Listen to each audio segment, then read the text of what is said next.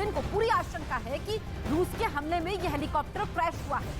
लिहाजा जांच भी इसकी बेहद जरूरी है और इसीलिए ज़ेलेंस्की इसकी जांच करवाना चाहते हैं।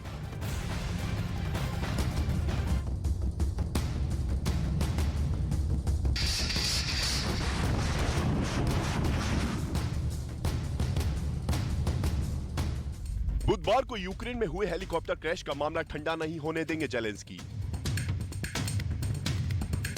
ज़ेलेंस्की कराएंगे जांच, हमले का शिकार हुआ हेलीकॉप्टर या हादसे की भेंट चढ़ा।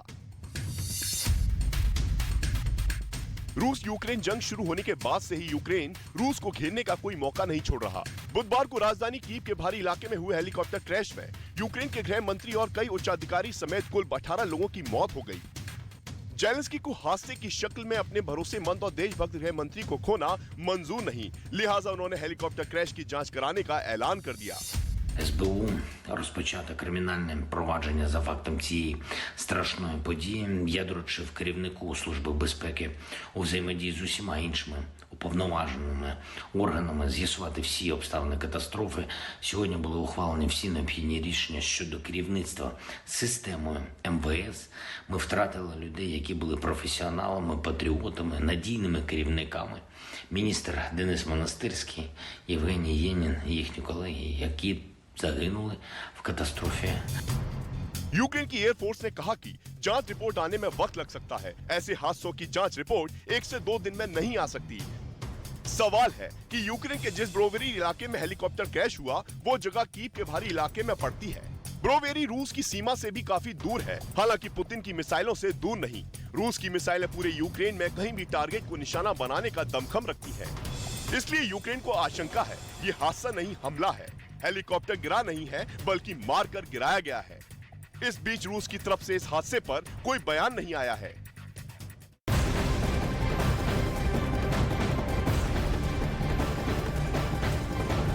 पुतिन ने अब इस युद्ध को लेकर एक ऐलान किया है और यह ऐलान है कि यूक्रेन ने खुद रूस एक्शन लेने के लिए मजबूर कर दिया है और इसीलिए मॉस्को ने यूक्रेन में अपना विशेष सैन्य अभियान शुरू किया है। पुतिन ने दावा किया है कि रूस की जीत तय है। पुतिन कल सेंट पीटर्सबर्ग पहुंचे थे, जहां वो हथियार फैक्ट्री का मुआयना करने के बाद स्टेट मीडिया से बात करते हुए कई बड़ी बातें रखी गई और रूसियों की एकता की वजह से यूक्रेन में नतीजे पहले से तय है, जीत तय है, ये कहा गया। दरअसल 330 दिनों से युद्ध अभी भी जारी है और ऐसे में पुतिन का ये बड़ा बयान सामने आया है।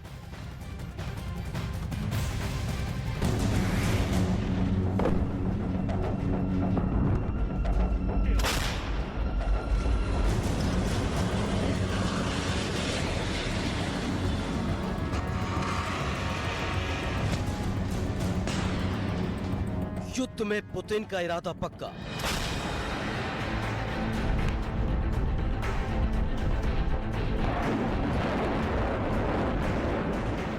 यूक्रेन पे फतेह हासिल करके लेंगे दम।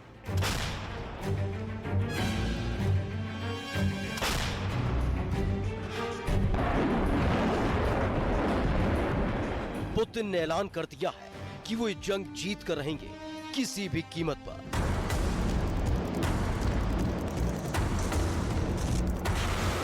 यूक्रेन में युद्ध की स्क्रिप्ट का फाइनल चैप्टर शुरू होने वाला है।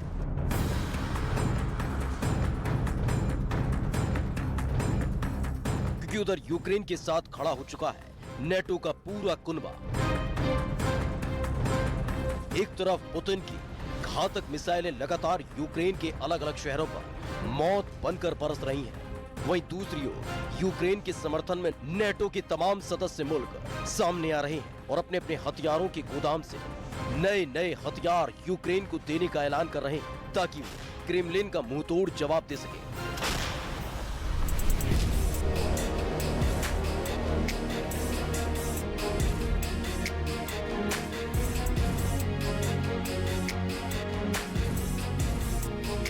जबकि पुतिन ने बुधवार को साफ कर दिया कि यूक्रेन के साथ इस जंग में उन्हें कोई हरा नहीं सकता। Через все те испытания, через которые прошел наш народ. Вы знаете, в этом смысле концептуально, по сути, в этом с точки зрения достижения конечного результата и победы, которая неизбежна. Есть несколько вещей, которые никуда не делись и которые лежат в основе нашей победы. Это единство и сплоченность русского и вообще многонационального российского народа. Это мужество и героизм наших бойцов в рамках специальной военной операции и на линии фронта. И, конечно,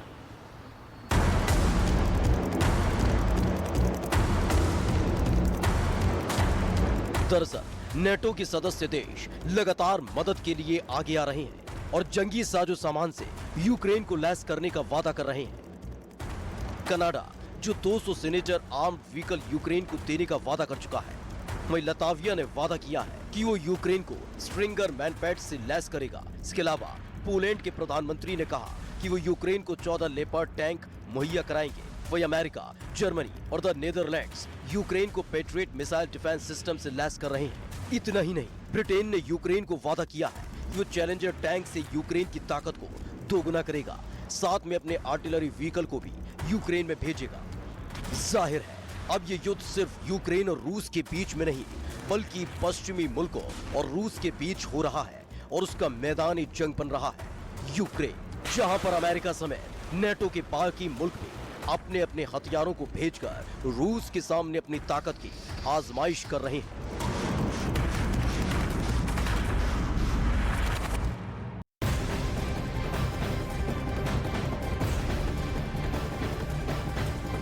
पुतिन के वफादार और चेचन कमांडर रमजान कादिरोव ने परमाणु युद्ध की धमकी देकर पूरी दुनिया की चिंता बढ़ा दी है। दरअसल पिछले 11 महीने से चल रही इस जंग में कादिरोव के लड़ाके रूस की सेना के साथ मिलकर के अब यूक्रेन पर कहर बनकर टूट रहे हैं।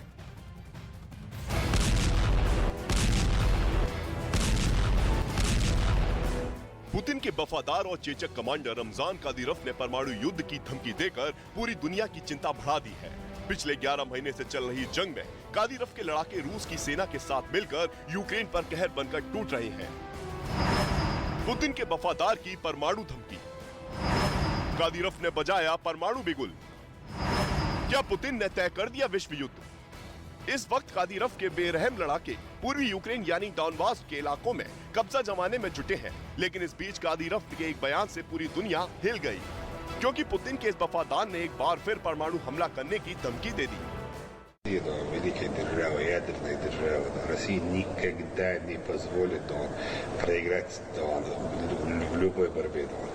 Мы можем нажать на кнопку и салам алейкум, как сказал наш президент, зачем нам нужен мир, без России не хочется, так скажем, чтобы эти шайтаны жили, а нас не было. Поэтому пусть нас всех не станет. Мы попадем в рай, они... अपने इस बयान के जरिए रमजान कादिरोव ने यह भी साफ कर दिया कि अगर जंग में रूस हारने की कगार पर पहुंचा तो पुतिन परमाणु बम का बटन दबाने में देर नहीं करेंगे। मतलब ये कि यूक्रेन युद्ध कभी भी परमाणु युद्ध में बदल सकता है और अगर ऐसा हुआ तो इसका खामियाजा पूरी दुनिया को भुगतना पड़ेगा। लेकिन ये पहली बार नहीं है जब कादिरोव ने परमाणु हमले की धमकी दी है। इससे पहले उन्होंने जंग खत्म करने के लिए यूक्रेन पर एटम बम गिराने की सलाह दी थी और पुतिन से एक छोटा परमाणु बम यूक्रेन की किसी भी शहर पर दागने की अपील की थी, ताकि जेलेंस्की को एक तगड़ा झटका लगे और वो रूस के सामने घुटने टेक दें। हालांकि कादिरोव के आका पुतिन ने उनकी बात नहीं मानी। उस वक्त ये भी दावा किया गया था कि पुतिन के बात नहीं मानने से कादिरोव खासे नाराज हुए थे और उन्होंने ये तक कह दिया था कि रूस की सेना ऐसे लड़ रही है मानो वो जंग जीतना ही नहीं चाहती।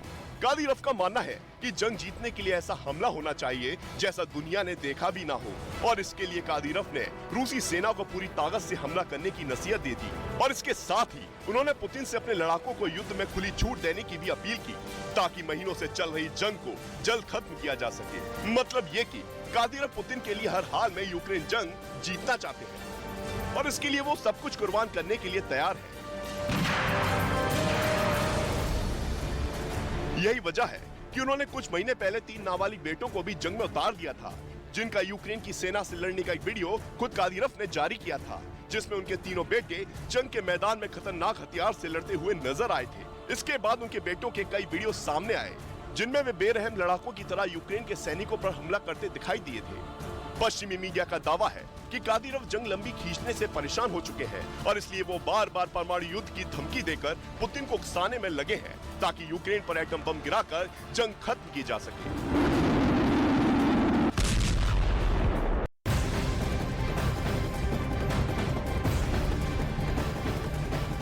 तीसरे विश्व युद्ध के 3 सिग्नल एक साथ दिखाई दिए हैं।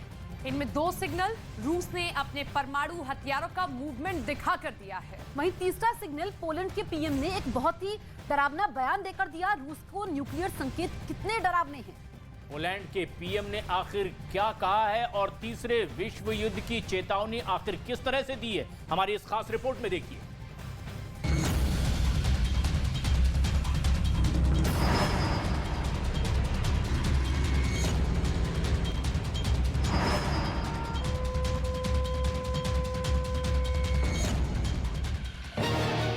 ये तीनों तस्वीरें इंटरनेशनल मीडिया में हेडलाइन बनी हुई हैं। इस वीडियो में दुनिया को क्यों परमाणु खतरे का सिग्नल दिखाई दे रहा है, सबसे पहले इसे जान लीजिए। पहला वीडियो, यह रूस का सबसे घातक और दुनिया का सबसे बड़ा न्यूक्लियर बॉम्बर है। इस बम वर्षक से रूस की न्यूक्लियर फोर्स परमाणु बम गिरा सकती है। रूस के इस न्यूक्लियर बॉम्बर का नाम है Tu-160। रूस के इस परमाणु बम वर्षक ने कहां उड़ान भरी है, क्यों भरी है, किसे डराने के लिए रूस ने इसे उड़ाया है? क्या रूस के इस न्यूक्लियर बॉम्बर ने परमाणु बम के साथ उड़ान भरी है?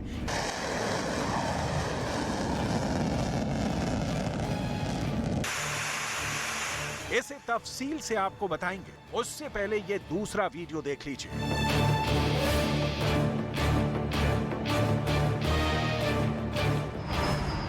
दूसरा वीडियो, ये जमीन से लॉन्च होने वाला रूस का परमाणु हथियार है। रूस का ये एटम बम कहां जा रहा है? जिन परमाणु हथियारों को दुनिया के देश रहस्य के 7 तालों में बंद करके रखते हैं, उसे पुतिन की सेना ऐसे खुलेआम कहां ले जा रही है? इसे जानने से पहले तीसरा वीडियो देख लीजिए।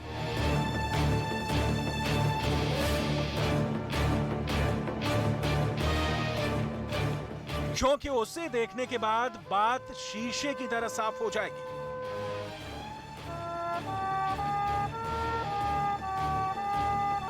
ये रूस के राष्ट्रपति पुतिन का सबसे ताजा वीडियो है। यूक्रेन युद्ध के बीच पुतिन बाहर निकले, दूसरे विश्व युद्ध में शहीद सैनिकों को श्रद्धांजलि दी। लेकिन इसी बीच तीसरे विश्व युद्ध की सीधी चेतावनी सामने आ गई है।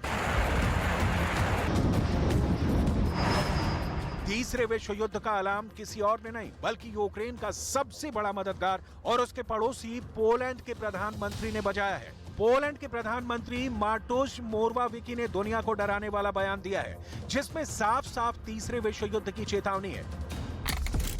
यूक्रेन की हार तीसरे विश्व युद्ध की एक प्रस्तावना बन सकती है, इसलिए आज यूक्रेन की मदद को अनिश्चित काल के लिए स्थगित करने का कोई कारण नहीं है। जर्मनी को यूक्रेन को लियोपार्ड 2 टैंक की डिलीवरी की अनुमति देनी चाहिए। यूक्रेन आज सिर्फ अपनी आजादी के लिए नहीं, बल्कि यूरोप की सुरक्षा के लिए भी लड़ रहा है। मैं जर्मन सरकार से इस युद्ध में निर्णायक भूमिका निभाने और हर तरह के हथियार की डिलीवरी का आग्रह करता हूं। पोलैंड के प्रधानमंत्री पहले शख्स नहीं हैं जिन्होंने यूक्रेन में लगी अशांति की आग में दुनिया भर के झुलसने का खतरा जताया है, बल्कि उनसे पहले नाटो प्रमुख भी ये डर जता चुके हैं। दुनिया की सबसे ताकतवर सेना के चीफ ने एक इंटरव्यू में कहा था कि उन्हें सबसे ज्यादा डर रूस से है, क्योंकि रूस अपनी हार बर्दाश्त नहीं कर सकता। यही वजह है कि यूक्रेन और उसके मददगार देशों पर दबाव बनाने के लिए रूस की सेना आए दिन कुछ न कुछ करती रहती है। मिसाल के तौर पर रूस के न्यूक्लियर बॉम्बर Tu-160 के उस हालिया उड़ान को ही ले लीजिए। रूस ने अभी तक अपने इस खतरनाक बॉम्बर को यूक्रेन में नहीं उतारा है। यह ऐसा बॉम्बर है जिससे यूरोप और अमेरिका तो बहुत अच्छी तरह वाकिफ है, क्योंकि इन्हें ऐसे ही बड़े टारगेट पर परमाणु हमले के लिए तैयार किया गया है।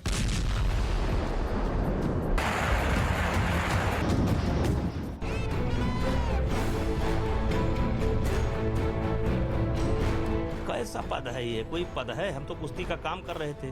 जिस दिन खिलाड़ी चाहेंगे कि नेताजी ना काम करो, नेताजी चल देंगे अपना झोला बांध कर।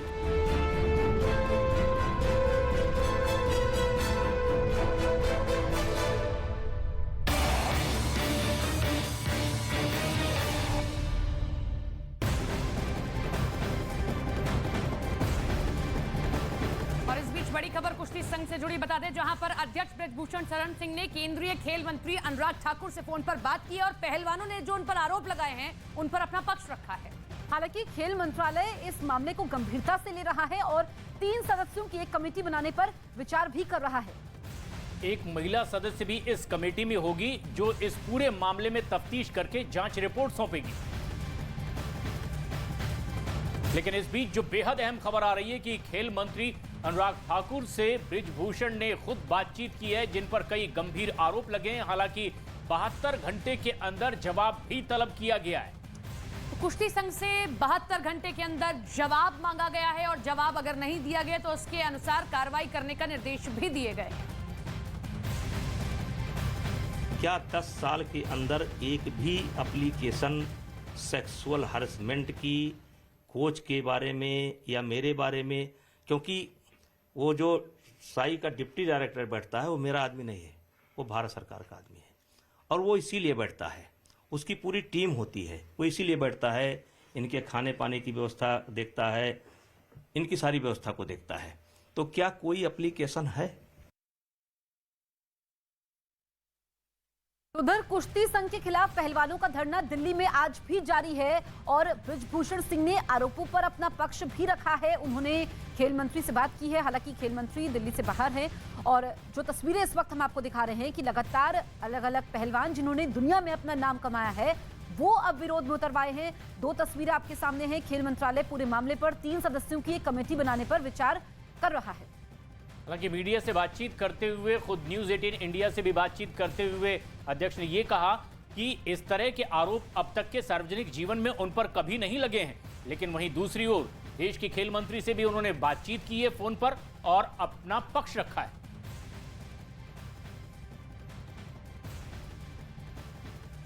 वहीं दिल्ली के जंतर मंतर पहुंची बबीता फोगाट ने भी कहा है कि आरोपों की निष्पक्ष तरीके से जांच पड़ताल होनी चाहिए। बबीता ने कहा कि सरकार पूरे मामले को देख रही है और खिलाड़ियों की समस्या सुलझाने के लिए काम भी कर रही है। बबीता फोगाट भी जंतर मंतर पहुंची और इस दौरान उन्होंने ये कहा कि सरकार इस पूरे मामले में बहुत तेजी से एक्शन ले रही है और जल्द ही काम भी कर रही है।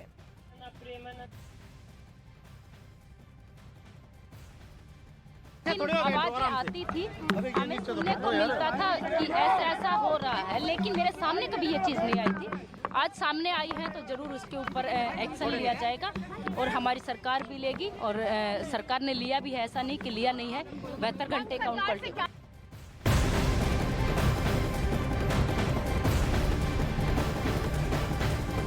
बृजभूषण शरण सिंह के खिलाफ दिल्ली में जंतर मंतर पर पहलवानों का धरना अभी भी जारी है। पहलवानों ने कहा कि वो न्याय पाने के लिए अपनी आवाज उठा रहे हैं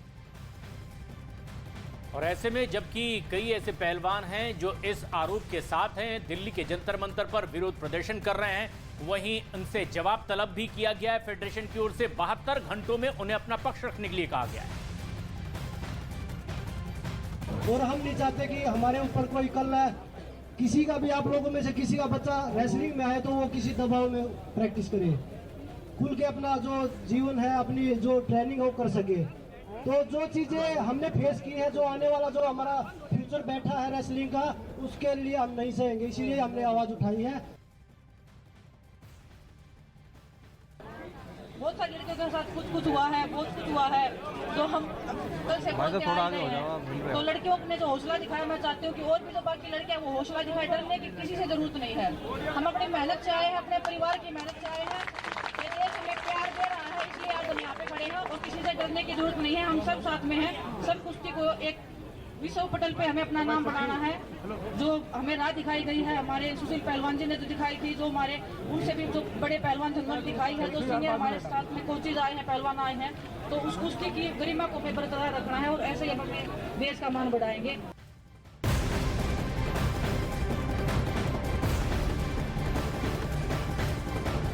रेसलिंग फेडरेशन ऑफ इंडिया और उसके अध्यक्ष पर लगे आरोपों के बाद सरकार एक्शन मोड में है।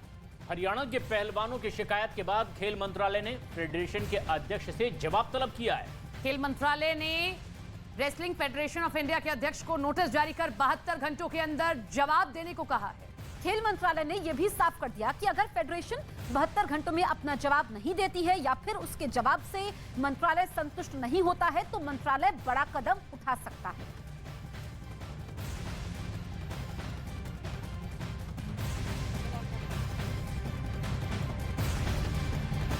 कुश्ती संघ के बृजभूषण शरण सिंह सर जी है, उन पे कई तरह के आरोप लगाए जा रहे हैं और जैसे जैसे शाम ढलती जा रही है उनकी बातों का कोई रिप्लाई नहीं कर रहा है, या जो भी धरने में बैठे हैं, जो भी गलत आरोप लगा रहे हैं उन पे कोई रिप्लाई नहीं किया जा रहा है। तो इसलिए अब वो और आरोप ढूंढ के ला रहे हैं उनके लिए। आज तक 10 साल से मैं कैंप में हूँ, आज तक ना तो मेरे साथ और जो मैं देखती आई हूँ ना ही किसी लड़की के साथ आज तक उन्होंने किसी को कुछ बोला है।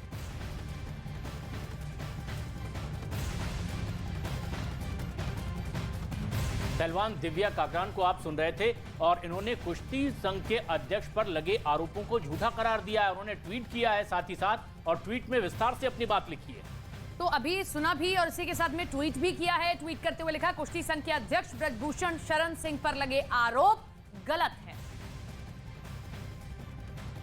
तो ये बड़ी खबर आप देख रहे हैं। देखिए किस तरीके से कुश्ती संघ पर लगातार गंभीर आरोप लगा रहे हैं और उसको लेकर सरकार अब पूरी तरीके से एक्शन मोड में दिखाई दे रही है। लेकिन दूसरी तरफ दिव्या काकरन का ये कहना है कि सभी आरोप झूठे हैं।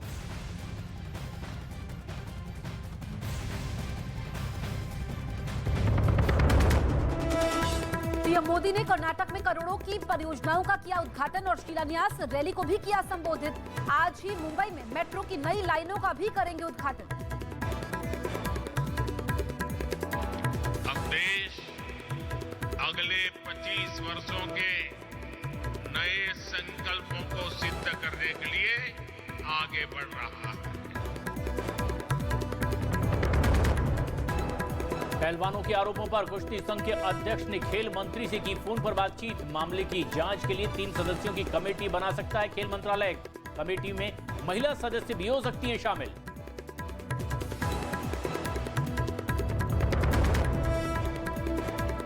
यूपी के मदरसों में मॉडर्न शिक्षा की मंजूरी, यूनिफॉर्म में एनसीईआरटी की किताबें पढ़ेंगे मदरसों के बच्चे। एनसीपीसीआर की गैर मुस्लिम बच्चों की जांच की सिफारिश खारिज।